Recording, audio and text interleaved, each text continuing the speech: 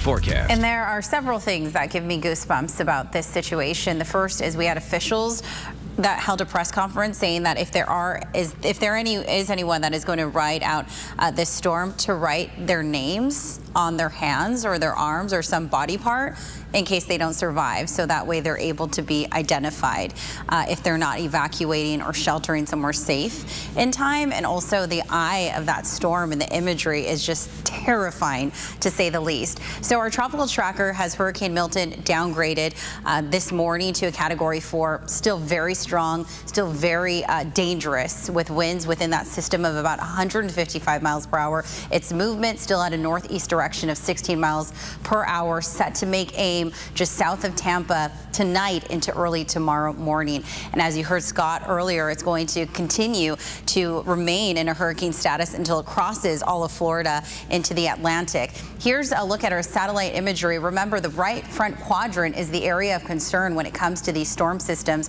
Precipitation rates within already along the coast are over 2.5 inches per hour. There are several warnings, including a tropical storm warning, hurricane warning, storm surge set to take aim miles inland from the coast.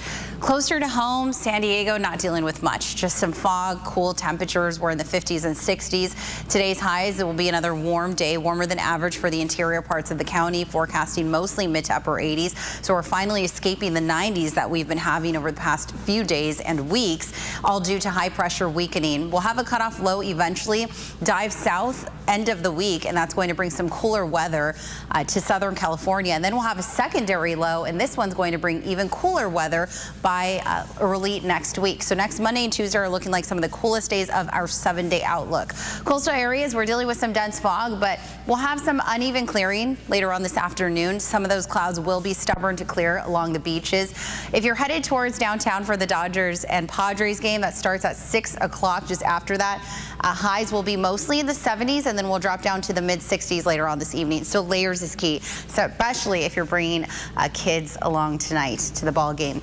Inland areas will be in the mid to upper 80s. I do have Monday being one of the coolest days of our 7-day outlook. In fact, take a look at those highs that I have forecasted for areas like El Cajon, Alpine, Fallbrook, 70s. We haven't seen those in quite some time, and we'll actually stay in that range all the way through the middle of next week.